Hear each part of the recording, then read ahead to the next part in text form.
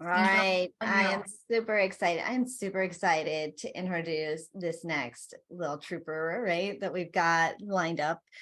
She gets smaller and smaller every time I see her. So I'm going to call her the little trooper because, yeah, she has taken control of her health. And I think every time I see her, she's just shrinking and shrinking a little bit more. And her eyes are just getting brighter and her smile just gets even bigger. But I am talking about the one and only Jackie Cote, our freedom empowerment mentor. Now, here's how beautiful this is, right? Like we just talked about being seen everywhere, right? Having distribution, being on TV.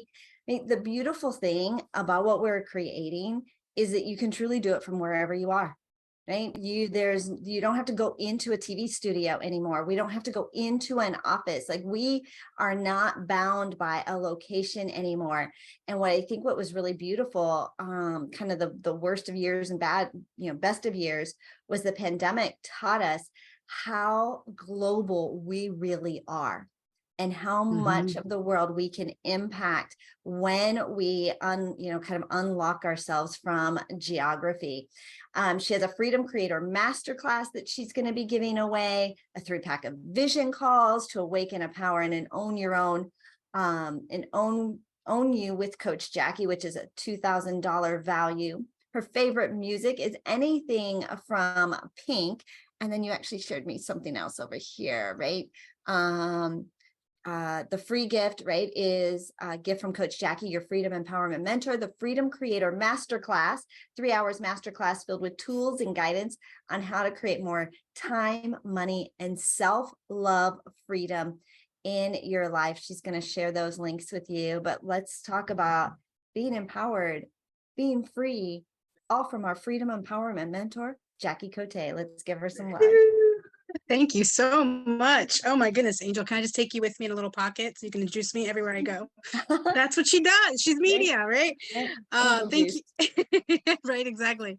I just want to start with saying thank you so much, Angel and Deb, for just creating this amazing platform that we get all year long. Hello, that's insane. And to end it with a book, God, you guys are amazing. So I'm so honored to be here and to speak after people like Tony and everybody that spoke today. Just okay. So on that note, like she said, I'll tell you a little bit about me and why I'm so passionate about awaken, empower, and own you. It all comes from after 30 years of the restaurant industry, I was in leadership management and I was that kid. I didn't do the normal thing. And I always thought I was a little strange. Anyone else feel a little strange? Give me a yes in the chat. If you always thought you were a little weirder, weirder than the rest. And all my family stayed in Jersey, got married, 2.5 kids, picket fence. And I was the one who right after college came home for a year, tried to do the job. And after a year of it, I was like, peace out, can't do this. And so I left and started traveling the country instead. And that kind of sucked me into the restaurant industry in a good way. I got into leadership at the age of 14 and ran a bakery at 15 and was given, yeah, I know it's illegal now, but back then in like the 80s, they were like, here, run the joint. You got this. It's a little in New Jersey, everybody know, if you know Jersey, say no more. So we so it started there and I traveled around the country doing it. And what I loved about it, people ask me all the time, why'd you do that? Because it's long hours. If you've been in the restaurant business and about 12-hour days, 7 days a week, nights, weekends, all that stuff, it's not easy. But what drove me in that business was the fact that I can mentor and coach people and hold that gift of belief for them up until they got there. And then I'd raise it even higher for them. And I helped people create things. I helped women get into leadership roles. I was the only woman at a table of 17 men and me in a district manager position in that industry. And I looked around, I was like, this has got to change. And so I promoted a whole bunch more women into general manager positions, running locations, changing their family's dynamic, creating more money, creating more. Higher you went up, if you worked smarter, not harder, you had more time freedom. And I was the rebel in the industry that would say, you know what, you say it's got to be 55, 60 hours a week, but it doesn't have to be that. And I'd show them how we could all get in and out in a less amount of time and make more money doing it. Then the 2 years, 2018, I had been 2 years in a position that took me out of what I loved, all that stuff I mentioned about coaching and mentoring and all that other stuff and helping people. I promoted over 300 people, but I took myself and gave myself a challenge and I put myself in an office position. Okay. If you've ever been the person who does service industry, you absolutely know you don't go into an office. But I was like, let's challenge myself, right? So I went to the office. I felt like an animal in a cage, but I was like, no, I'm going to make it work, because as driven women, we were going to make it work. We're going to put that circle into the square, right? We're going to fit it in, even if it doesn't fit. And I didn't know about alignment and all that stuff. And I was struggling and I was unhappy. And then I ran into this thing called the coaching business. I don't know about you, but I knew nothing about the coaching world except for soccer coach, football coach. I knew nothing about it when it came into my life. And I was so intrigued. And so I started going to schooling for it while I was working. And within like a month, I was like, what is this magical world that I can do everything that I'm really good at? And in my own business, I'm like, what? I can do my own, like I can have my own time freedom, my own money freedom. I knew it wasn't easy, but I saw the possibility of what other people were doing. I saw it. Like I saw the people running businesses I could do. And so I started my schooling, and 2 months in, I got fired. I got fired from that job suddenly on a Monday morning after doing my 1.5-hour commute, 3 hours round trip, that I was crying in the parking lot every time I want to go into work, because I did not want to go into work. Anyone relate where you're like, right? And so I was like, I get in there and I had this feeling, and they said, they brought me into a room with the HR coordinator, and they said, we're letting you go today. And I was like, okay, kind of shocked at first, but then I kind of knew, as women, we know, right? We have that intuition in our gut that something's not right. And they walk me out like a criminal, that you gather your stuff and they walk you out down the stairs. And I'm like, I didn't do anything wrong. I don't know what's going on, right? First time I've ever experienced this. But I got to tell you guys, when I got to that car, I was crying on the way. When I got to the car, my shoulders released and I felt lighter and I felt like free. I was like, well, I had already saw this possibility of starting my own business about 2 months earlier. And now I've been let go from an industry that I would have probably never left if they didn't fire me. And so that moment, that woke me up. So I call it awakening. We all have to have, and we've spoken about it all day. Everybody's told a story about how they woke up at some point, something happened, and it switched, and it made them think differently, and it made them decide differently. Well, I drove home and I was getting all these calls from people like, where are you? What's going on? And I was like, I'm done, and I appreciate spending time with you. And they were like, no, but you've got it. No, I did what I was supposed to do. I applied for jobs, and I actually got offers, and I said no 3 times. The fourth one was someone that used to work with me. And he got on the phone with me and he was like, Jackie, we don't even have to interview. It was a different company. He's like, I'll hire you in a heartbeat. He's like, but I'm gonna ask you one question. And this is where I know that universal divine intervention, God, whatever you believe in, got on the call with me and this man, and he said, what do you really want? And I was like, I just met this coaching thing, and I started telling him all about it. And I was like, I want to run my own business. I'm like, but I've only been 2 months into schooling. He's like, how much money do you have? And I was like, why are you asking me this? This is a job interview. I was like, I had money savings, and I cleared my debt, and I had a lot of savings, and I had some backup. And I told him about it. He's like, okay, great. He goes, how long can you live on that without a job if you made no money? And I said, a year. He goes, great. Come back to me in a year. I was like, what? He goes, I'm not hiring you. He goes, come back to me in a year. And if it doesn't work out, I'll bring you on in a heartbeat. Don't worry. You have a guaranteed job at any point. And I was like, I got permission. How many times have you not had permission to do the things that you wanted to do, whether it was from someone else or yourself? Most of the time, it's ourselves that doesn't give us permission. And so now I'm even more awakened to the possibility of what I could create. Now I've got permission, and I got someone who believes in me. He basically said, if I had this opportunity, I'd take it too. And I was like, you do have this opportunity, but you're not awakened yet. But I said, okay. So at that point, I ended up going into building my own business. And the reason I tell you that is that moment was really one of the pivoting points to awaken. And when he gave me the permission, he helped empower me.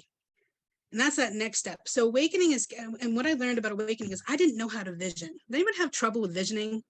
Raise your hand. Like when you first start, when someone's like, what's your vision? What's your, and I was like, I don't know. I just want to like pay my bills. That's my vision.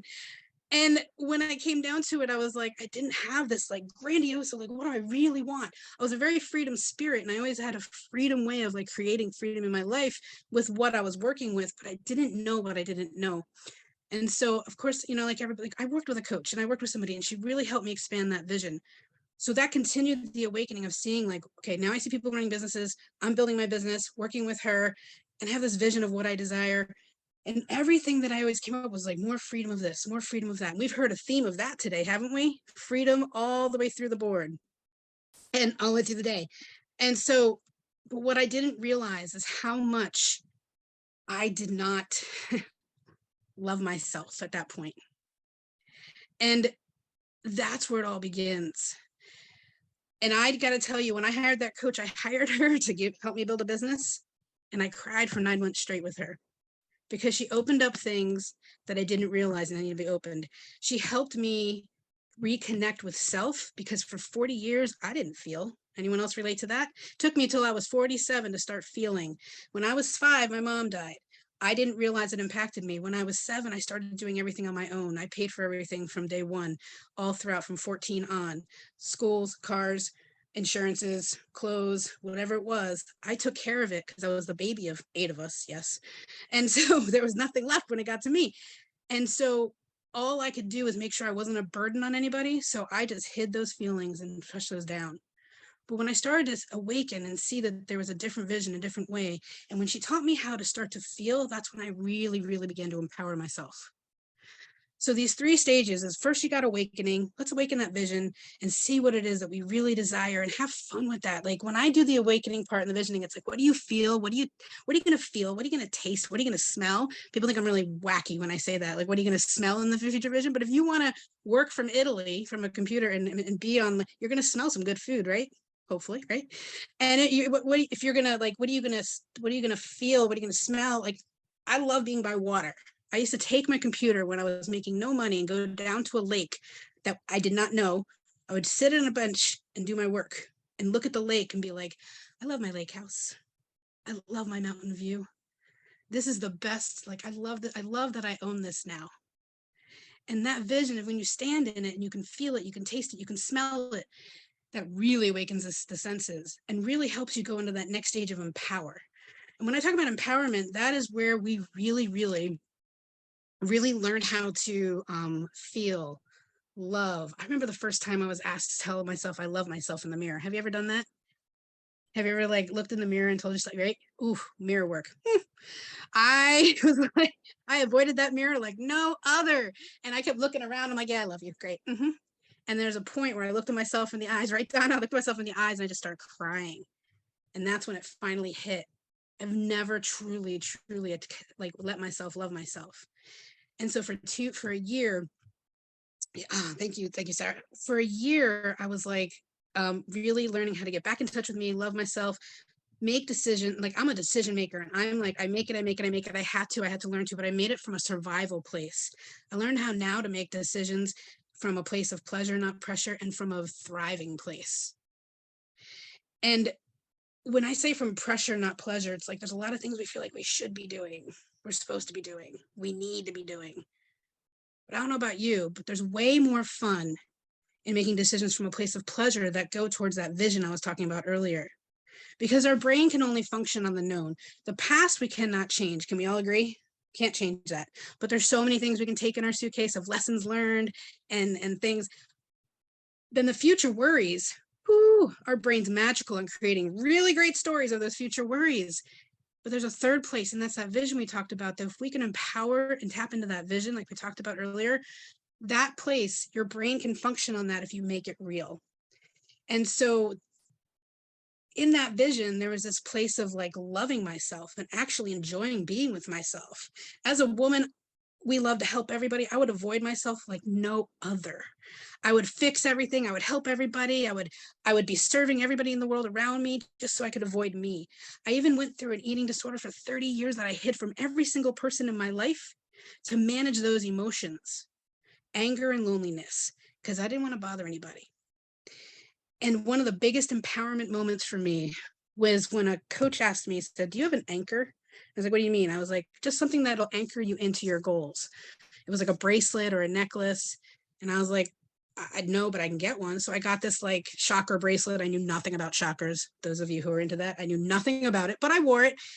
And every time I would I want to make a decision to go either binge or purge, that thing saved my life because pattern interrupted, and it helped me think in a different way. I'd ask myself questions, and I took an empowerment moment and said, why are you here? What are you hungry, or are you upset about something?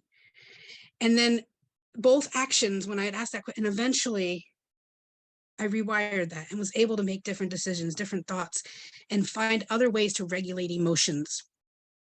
And so when I learned how to empower my own emotions, empower my own self-love, guess what else happened? Then you learn how to say no. Who has learned? No is a full sentence, guys. When no to things, the first question I ask my clients when they come in is like, they'll come in and they'll have these calendars that are so full because they're so driven and successful. And I was like, okay, what do we need to get rid of? What do we need to clear off the decks? What do we need to delegate? What do we need to say no to? Because that's the number one thing that is what's clouding what it is that they really want to. So I empowered myself to say no to things. I had my calendar so full, guys, and I was making no money as trying to be a new coach. I was like busy, busy, busy. Anybody ever hit that stage in the beginning where you're like, I'm doing the thing. I'm doing the thing, because that's what I knew, is how to work. And I was making no money. And I looked at my coach and I was like, what the heck? And she's like, all right, next month I want you to do nothing. And this is another empowerment moment for me. Next month I want you to do nothing. And I said, what do you mean nothing? I don't know what to do. We're like, what do you do with nothing? She's like, everything that's on your calendar, you're going to do it. And then you're going to anyone who wants to get on your calendar, you're going to add to a future month. I said, okay, sure. So I did that. And I went from making like $500 to $1,000 a month to $3,500. My first like broke $300,000. I was like, what? I did less work and I made more money. And I was like, she's like, we're going to do it again. But I was like, well, what do I do with all this extra time? I was like, I really don't know what to do with it. She's like, you're going to go walk your dog. You're going to go take a bath. I was like, I don't like baths. I don't know. Anyone else agree with that? I don't know. It's like sitting in a soup. Anyway, I take walks. She's like, you can call a friend. You can do like, she's giving me all these things. So we created a nourishment list. Highly suggested, if you're someone who doesn't take time for yourself, create a nourishment list and put that thing on the fridge. So I have to remind myself to choose from this list versus doing. She was teaching me how to be. We live in a do have society, but we forget to be. And I know we've talked about that in a couple other things during the day-to-day about like what we asked about, what are you doing for self-care? We did the scrub with Angel, and so I had to learn how to be. And the next month, doing even less, I ended up making, I think it was 4,500. And then in December, I made 6,000. So 3 months, schedule going from like everywhere down to a normal schedule. And then she's like, what do you want your schedule to be? And I was like, 10 to 4, Monday through Thursday. I don't want to work Friday, Saturday, Sundays. And I giggled a little bit because I was like, that's never been in my life for 30 years. I've been working in the restaurant industry, right? Nights, weekends, all the things. And today, as Angel kind of alluded to, is today I work like 30 hours. I make more money than I ever made in the restaurant industry for 30 years. I broke that after 1 year after I broke through that epiphany, that empowerment of like, oh, I get to be and work less and make more. And then I broke 6 figures on the August that they fired me. That following August, I broke 6 figures and made more than I ever made in 30 years in the restaurant industry. And squirrel. How many has it squirreled out? Anyway, so I empowered that place of loving the front end process and surrender, trusting the front end process, and surrendering. So when we empower ourselves to love ourselves, and then so much that we trust that we are enough, and we just trust the front and have fun with that front end process, like the pleasure that I talked about versus pressure. And I say marry the front end process, divorce the results, or surrender to the results. Then you have this like this power to be able to create whatever you want to create with that awakening and empowerment. Now here's the third part, guys. 7 days I can take a week. The schedule. Yeah. So now I have that schedule, and now I'm a full-time nomad and I travel. Say I found it. Did you ever go squirrel out? You got to look in the air and find it. I found it. It's right, Deb. So that schedule now is, and I have every Friday off. We move our RV on Fridays. I'm a full-time nomad traveling the country. And we have Friday, Saturday, Sundays off to visit wherever we are in our RV.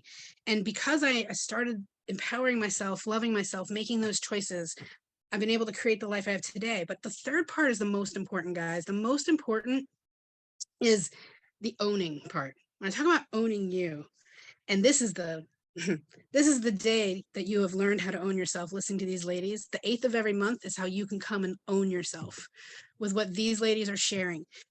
Owning is having like radical responsibility for you. We've heard someone else talk about how it's not, when Bob Proctor said, it's not about you, it's about them when you're having a reaction. When I'm having any kind of reaction to something, it's never about the other person. It's like, what inside of me needs to be healed? What inside of me needs to be looked at, contemplated? When I have a a feeling about a reaction to something that, like, of course, just the other day with my man, I was like, why do you only get one thing done? Sorry, man, if you're on the call. One thing done in 8 hours and we can get 27,000 of them done. And I was like, ugh. And I stopped before I responded to him. And this is part of empowerment, but this is owning. I was like, I have a tattoo I got last year in this journey. It says, what would love do? And it has an infinity sign of love on the back. And I asked myself, I stop and I go, what would love do? And this is how you own who you are and empower. And I was like, I took a piece of paper and wrote down everything I appreciate about him. Everything on one side. Probably couldn't get everything, but I just filled the paper. The other side, I wrote down what I needed, what I desired. Because if we only focus on to save the other person's feelings, we go into people-pleasing mode. And if we don't forget about ourselves, we're not loving ourselves. We're only people pleasing the other person. So I sat him down and I read the appreciation, and he's not a man of many words, but until he gets on a story about cars, different story. But the other side, I was like, and this is what I need and desire more of in our relationship. And I went through it, and it was like acts of service, because this is my love language. And he's like, okay. He's like, I appreciate you communicating this to me and letting me know. And dude, if I gotten the dishes done more than anything this week, it's amazing. So amazing. And he didn't mean any harm by not doing it. It's just, it wasn't forefront of his mind. It wasn't communicated from a place of love. And so when I talk about owning who you are, it's radical responsibility for you, that everything's happening for you, that nothing's happening to you, and that everything, every choice, every thought, we've created our reality. We've created everything that we're seeing. And if we want to see something different, we got to think different, believe different, think different, and decide different. And when something that we desire isn't coming into play, that just means our belief system doesn't match up with our desires.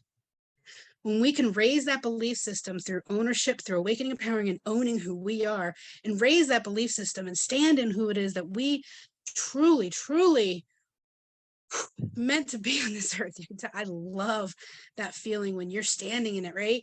And yet, Sarah, you're like, when you're standing in that, like, absolute truth of self and power of self, the person, and you have your personal power, you took it back. Then your belief matches with your destiny, and all of a sudden you're like, oh wow, where did that money come from? How did that fall in? Whew. Like, that happened and this happened, and you're just like, what? This is amazing. I'm so grateful, I'm so appreciative, and all of that starts rolling out. And that's just because you're standing in the woman and you're owning the woman that you were created. We don't have to go find her. We don't have to do it. Like, it's not like she's lost. She's inside. We just have to awaken her. We need to empower the heck out of her.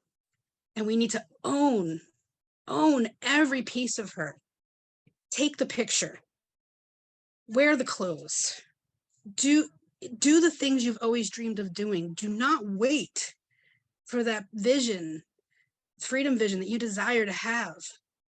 Because if you desire it, you're meant to have it from the place from God has given it to you. It's coming up from up above. Whatever you desire is part of what you're meant to be experiencing. We just got to get that belief system to match up. So all of a sudden it goes ding, ding, ding, ding, ding, ding, ding, falling into your life. And I can imagine that's exactly what Angel and Deb are feeling as this event goes on throughout the year. It's like, we had a vision and now it's just boom, boom, boom, amazing woman after amazing woman falling into place. That came from a vision. That came from them empowering the vision, empowering self, and owning, I don't know if I can say this, they're badass selves. So, and because all of us, we've created this event, this with them. So I just want to say thank you so much for spending time with me today. Thank you, Julie. And being the women that you are, because when we come and speak, any one of us that come and speak on here, there's an energy we feel across the screen that helps us bring it to you. And I hope that when you leave today, you've awakened a little bit more, you've empowered yourself a little bit more, and you have owned the heck out of that goddess, leader, whatever you want to call her inside, and play a little more. Thank you guys. I'm so excited. Thanks, Diana. Thanks, Beth. Thanks, Donna. Ooh. So Wow. Jackie, yeah, lots of love, right? Like we could feel that, right? Coming right through, like as if you were sitting right here talking to us, Jackie. That was beautiful. That was beautiful. I mean, how many of you just found yourselves like relating to so many pieces of her story throughout it? And then there are other pieces you're like, I want that, right? I want to have that control. I want to have that conversation with myself. I want to be able to set those boundaries. I want Jackie's life, right? What life does, what, like the little mantras, right? Now we all need chakra bracelets so we can all be like, now I know what it means, but for like a year and a half, I was like, it's pretty. Like that was like, and it reminds me of, I knew nothing what the stones meant. Nothing. That works though, right? It was That so works funny. though. Like you were attracted to it on purpose, right? I'm Yeah. sure. No accidents in that space, right? Right, Deb? There are no accidents. There's absolutely no accidents. Thank you so much, Jackie. That was incredible. And I was relating and I was laughing and I was giggling inside and I was winking, and that was amazing. And it makes me feel like, between you and Tony, I mean, I feel like we're coming to the close of this, and it's starting to rise up. Like we decided that this theme for this was rise up, and who hasn't shared something about rising up? I feel like, and I'm not pitching when I say this, I'm not pitching, right? If you are drawn, you are drawn. If you are drawn, you are drawn. And I wanted to say that I want to thank the speakers, because you also were part of the sponsorship to be able to make this happen. So we could give it free to the world, right? So we could give it free to the world. But look, there's places for you to stand up and speak up. And if you are so inspired as to get and do what Jackie did and Tony did and everyone, Sharon did and everyone else did to get on this platform, it is a platform that is here for you. And there is a book that is awaiting your words on page that this woman's going to be in, this woman's going to be in, this woman's going to be in, this woman's going to be in, and to be alongside, and you get to play with Jackie, you get to play with Tony, you get to play with Sharon, you get to play with Sarah, you get to play with Susan, you get to play with, I mean, I can't mention you all because I can see you all here, and you get to go deeper. So when you hear something that inspires you, you get to have the cup of tea that allows you to go deeper and get real. And that's what I think that we loved. I personally loved what you said. I mean, there's lots of things, right? I mean, personally, from when Janis Joplin's Pisa was pretty cool. I gigged on that. There's all sorts of things. I have like little notes that I'm going to talk about after that have really been inspiring and motivating. But really, there is really a rise up in this month to share. I love that Sharon shared with us that next month is Forgiveness Month, as well as Mother's Day month. That might not be a mistake. I'll leave it there. We're all like, I don't like you anymore. So Angel, what about you? What was your mic drop for Jackie? And thank you, girlfriend. I could relate to Jackie when I used to work all the time. I just fill my calendar, right? Fill my schedule. Ginny Trask, she's like, Angel, you're a filler, right? Like if there was space, I would fill it. And so taking control of my calendar and making some space, I struggled with, okay, now what do I do? Right now I'm bored, right? Mm-hmm. Like, what's the point of not working or making all this space? I don't have a hobby. I don't know what to do. And so for you to create that list, right, of things that you could do and want to do, I did the same thing. I'm like, these are the things I like to do. And given the amount of time, like, what does Angel really love? Mm-hmm. And filling it in with some playtime, right? And and yeah, more play, more fun, more joy. But for my trivia question is, what did Jackie call that list? Right. And then so to win her prize, like, what did Jackie call that list of things that she did for self-care to fill the space that actually made more room? She worked less, she worked smarter, it was easier, and she made more money. And that, I mean, it's game changer for all of us. We think we have to be out there like hustling and pushing and like pushing ourselves on people, right? The right people will fall, you'll attract them.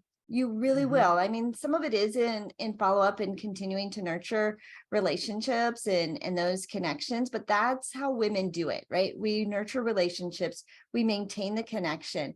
But we don't have to be pushy and houndy and fill and work and be all work and no play.